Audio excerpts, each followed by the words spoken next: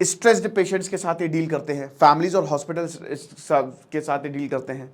कई बार कॉरिडोर्स में इतनी कम लाइट होती है कि मतलब कोई भी स्नैच चोरी करके भाग सकता है या इनके साथ बदतमीजी करके भाग सकता है, कुछ भी हो सकता है इनके साथ। ये सब चीज़ें जो इंफ्रास्ट्रक्चर है जो हमारे सरकारी हॉस्पिटल का है, वो क्यों हम प्राइवेट हॉस्पिटल की तरह नहीं बना रहे? ठीक है, आप एम्स नए मत खोलिए, खोलिए, वैसे ज़रूरियत है, लेकिन सबसे ज़रूरी है कि आप जो एग्जिस्टिंग सरकारी हॉस्पिटल है उनकी कंडीशन तो ठीक करिए। तो इनएडिक्वेट सिस्टम है, ठीक है, कई बार दवाइयां अवेलेबल नहीं है, वेटिंग टाइम इतनी लंबी है, मतलब बेड्स जो है लिटरली कौन पेशेंट खींच के ले जाता है। अब पेशेंट कह रहा हूं, जो वहां उनके रिलेटिव है कि भैया कुछ हो गया है, जल्दी करिए, स्ट्रेचर पर अगर कोई रहता है तो निकलो। अंडर स्टाफ्ड है। डॉक्टरी एक ऐसा पेशा है कि एक बड़ा लंबा प्रोसेस है और इसलिए अंडर स्टाफिंग हमको देखने को मिलती है।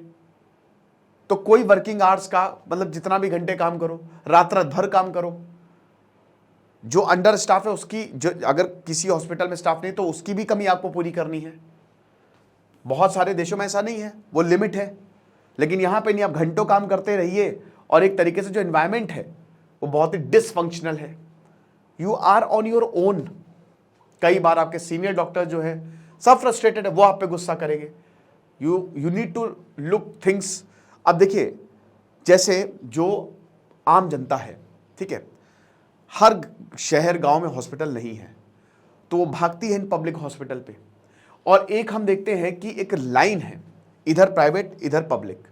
जिनके पास पैसा है वो प्राइवेट हॉस्पिटल चले जाते हैं, लेकिन जो गरीब जनता है वो यहीं पे ही आती है। फैमिलीज जो हैं वो क्योंकि स्टाफ नहीं है तो फैमिली को ही सब कुछ देखना पड़ता है, परिवारों को सब कुछ देखना पड़ता है।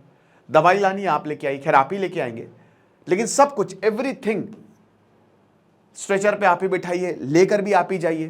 तो और जो सिक्योरिटी है वो भी बहुत ही बेकार है। आपने देखा ना, अगर आरजी कर मेडिकल कॉलेज में अच्छी सिक्योरिटी होती तो ये होता।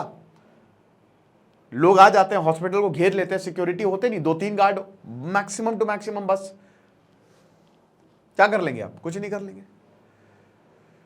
तो यहां पे वही कह रहे हैं कि जो हॉस्पिटल और सराउंडिंग स्ट्रीट है ये, और जो वायलेंस है वो कई बार हॉस्पिटल कैंपस में आता है। एक तरफ तो आपके प्राइवेट हॉस्पिटल है, अब प्राइवेट हॉस्पिटल में भी भाई उनको भी पैसा कमाना है, वहां पे भी काम चल रहा है, लेकिन जो सरकारी हॉस्पिटल हैं तो क्या करेंगे? पॉलिटिशियन जो हैं,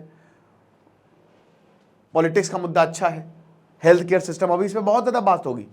गैंग वॉर्स जो हैं, कई बार यहाँ पे हॉस्पिटल में कई बार वायलेंस होती है, सबसे पहले हॉस्पिटल में आती है। भाई कोई भी दिक्कत होगी, कुछ भी झगड़ा होगा तो हॉस्पिटल लेके चलो।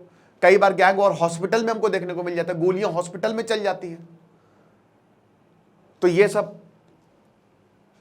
तो हमारा हेल्थ केयर क्या रिफ्लेक्ट करता है कि जो हमारी समाज है, हमारा भारत एक ही सिक्के के दो पहलू हैं, ठीक है ना? एक तरफ बहुत बढ़िया और दूसरी तरफ उतना ही बेकार। मैंने बताया ना कि भारत जो एलीट है वो तो कभी यहां पे नहीं जाएगा। जो ये डॉक्टर्स भी हैं वो ट्रेनिंग के लिए यहां पे आते हैं। जब मेडिसिन स्टडी करनी है तब तो आपको सरकारी हॉस्पिटल जाना पड़ेगा, है ना? यही हिसाब किताब है। पब्लिक हॉस्पिटल्स की हालत बहुत ज़्यादा खराब है इस समय और सरकार इस पे ध्यान नहीं। कुछ पब्लिक हॉस्पिटल बहुत बढ़िया है। अब देखिए, इसमें पीपीपी पार्टनरशिप हो सकती है ना, पब्लिक प्राइवेट पार्टनरशिप। आप प्राइवेट को इन्वॉल्व करिए। जहां पे आप पूरी तरीके से सरकारी हो जाओगे तो प्रॉब्लम तो होगी ही होगी। और मैंने क्या बताया कि सेक्सुअल वायलेंस जो है ये होता है हेल्थ केयर सिस्टम में। अरुणा शानबॉग का केस 1973 में, जब समझ लीजिए कि जो आदमी था वाल्मीकि, उसने सोहनलाल वाल्मीकि ने सेक्सुअल वायलेंस किया। पहले खाली वायलेंस की बात आई, इयरिंग छीन की, बल्कि बाद में पता चला इनके साथ रेप भी हुआ है और इतनी बुरी तरीके से इनके ऊपर वार किया गया कि वही है ना, वेजिटेटिव स्टेट में चली गई, कोमा में चली गई, मतलब कुछ नहीं, दिमाग कुछ नहीं कर सकता, कोई बॉडी का मूवमेंट नहीं।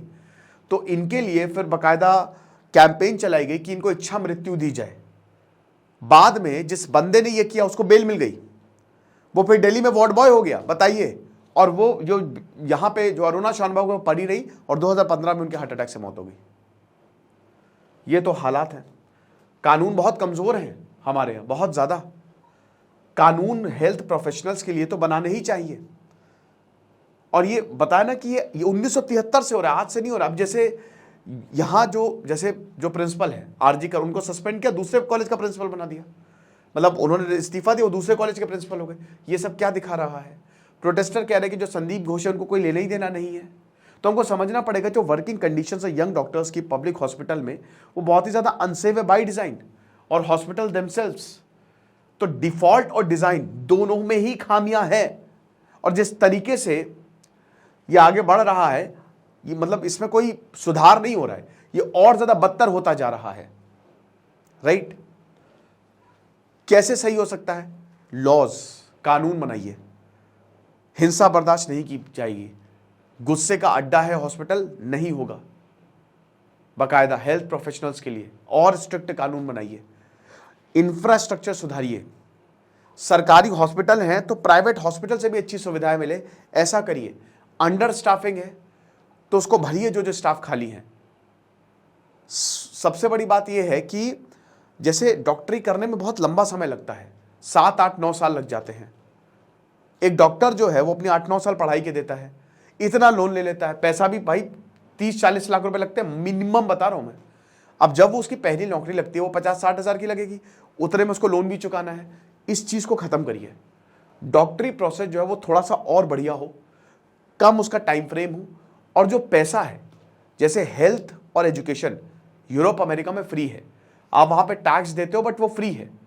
सरकारी हॉस्पिटल में फ्री है, बट कंडीशन फिर आप देख ही रहे हो फ्री की कैसी होती है। तो इसीलिए ये बहुत ज़्यादा ज़रूरी है कि जो हॉस्पिटल हैं, जो हेल्थ केयर सिस्टम है हमारा, वो बढ़िया हो, और इसमें सरकारी कुछ कर सकती है। क्योंकि ये तो चलिए वही बता रहे ना कि हम हादसा होने का इंतजार करते रहते हैं, लेकिन ऐसा चलेगा नहीं। We need to understand.